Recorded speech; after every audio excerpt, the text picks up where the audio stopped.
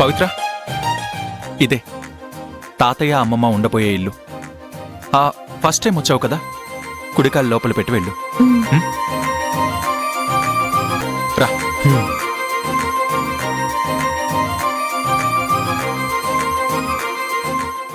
ఇది కిచెన్. అటు side balcony, అదంతా ఓపెన్ గా ఉంటుంది. మరి ఇక్కడికి వస్తే పూజ రూమ్. ఓకే.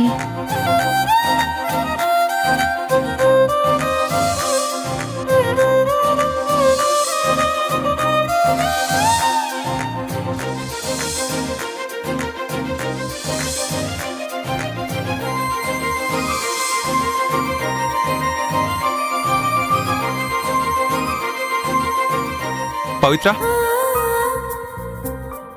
ఎలా ఉంది ఇల్లు? నీకు నచ్చిందా? చాలా బాగుంది అరవింద్. అంతా కంప్లీట్ అయిన తర్వాత మీ తాతయ్య నానమ్మ ఈ ఇంట్లోనే ఉంటారు. థ్యాంక్స్ చెప్పి మిమ్మల్ని దూరం చేసుకోలేను, అలా అని చెప్పకుండా ఉండలేను. నా కోరిక తీరుతుందో లేదో అని ఒక కలలా మిగిలిపోతుందేమోనని చాలా భయపడ్డాను.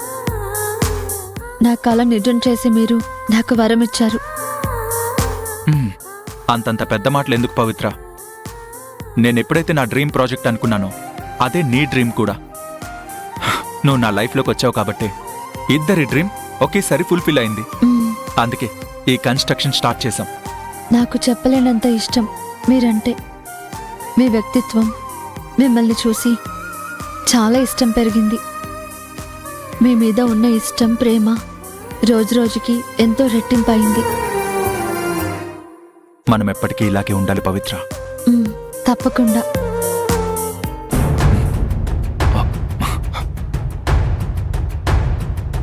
రేయ్, నువ్వేంట్రా అలా ఉన్నావు? ఈ ఇల్లు నచ్చిందా? బాగుంది.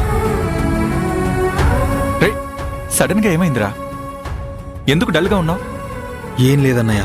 ఏం లేదు అనడంలోనే ఏదో ఉందని అర్థమవుతుంది. అదేంటో చెప్పరా? నేనెవరన్నా ఏమన్నా అంటే నేను తట్టుకోలేను మచ్చి. అయినా నువ్వు చెప్పింది మంచి అడ్వైజే కదా. అది తీసుకోవడం తీసుకోకపోవడం ఆయన ఇష్టం. లేదంటే సైలెంట్గా ఉండాలి.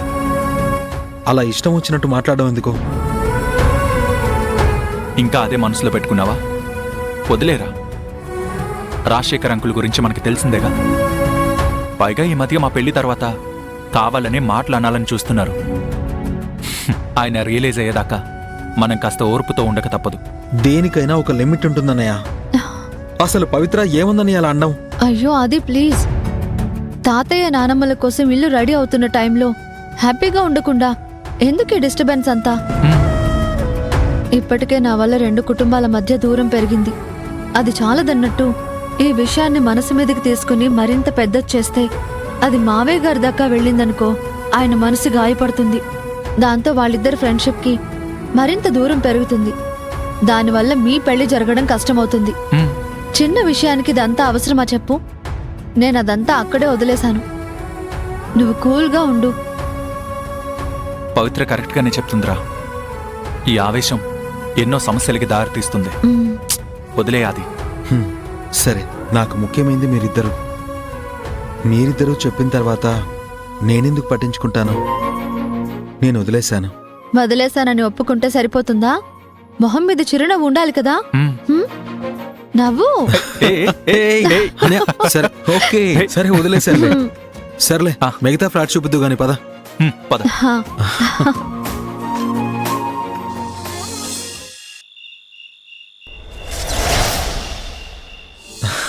పవి, మీరు వెళ్ళి ఫ్రెష్ అప్ అవ్వండి.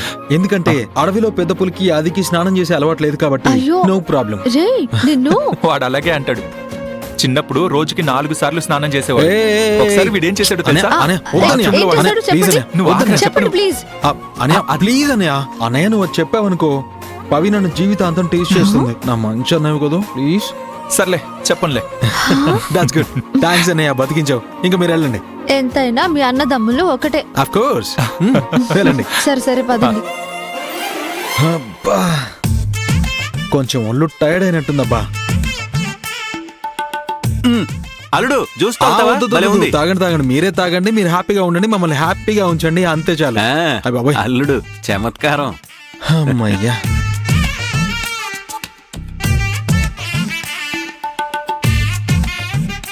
టెడ్డీ బేర్ ఏంటి చాలాసేపటి నుంచి కాల్ చేయలేదు? ఇంతసేపు చేయకుండా ఉండదే. సర్లే, మనమే చేస్తే పోలా.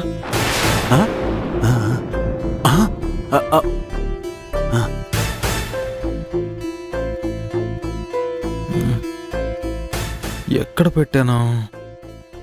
కార్లో.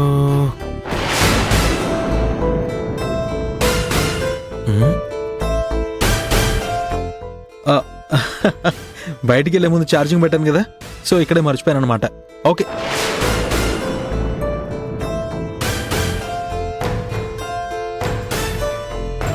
ఓ, టెడ్డీ బేర్ చాలాసార్లు కాల్ చేసిందే. అమ్మో, అసలే కోపాన్ని కళ్ళల్లో అలకని అడుగుల్లో పెట్టుకుని ఉంటుంది ఎప్పుడు. హ, కదిలితే కోపం వస్తుంది, అడిగేస్తే అలుగుతుంది. హ్మ్.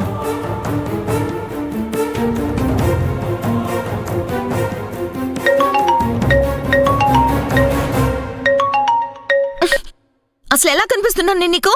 హే, ఆ విషయం అడగడానికేనా ఇన్ని కాల్స్ చేసావు? ఎప్పట్లాగే కాస్త బొద్దుగా కనిపిస్తావు. నీకెవరైనా నేను పిచ్చి దానిలా కనిపిస్తున్నానా? వెంట పడుతున్నానని అలసుగా తీసుకుంటున్నావా? పవిత్ర ఎదురుగా ఉంటే ఇంక నీకేం కనిపించదా? నేనంత కానిదాన్ని అయిపోయానా? హే, ఏమైంది నీకు? ఎందుకు అంత ఎమోషనల్ అవుతున్నావు? నిన్ను లవ్ చేసిన పాపానికి నన్ను బాగా ఏడిపిస్తున్నావు. నన్ను పట్టించుకోవడమే మానేశావు. మార్నింగ్ నుంచి నాకు ఒక్క ఫోన్ కాల్ కూడా చేయలేదు. హే, అసలు ఫోన్ నా దగ్గర లేదు. ఛార్జింగ్ పెట్టి ఇంట్లోనే మర్చిపోయి వెళ్ళిపోయాను. అన్నయ్య పవిత్రం తీసుకుని సైట్కి రమ్మంటే అక్కడికి వెళ్ళొస్తున్నాను. ఈ మాత్రం దానికి ఎందుకు టెడ్డీ బేర్ అంత కోపం? తోరా, కొత్తగా అబద్ధాలు చెప్పడం కూడా నేర్చుకున్నావా? నువ్వు కావాలనే నన్ను ఇగ్నోర్ చేస్తున్నావు, నాకు తెలుసు. నేనే అబద్ధం చెప్ప. హలో హలో, హే, ఏమైంది దీనికి? మన ప్లాన్ వర్కౌట్ అయినట్టే ఉంది. అవునే, ప్లాన్ వర్కౌట్ అయింది.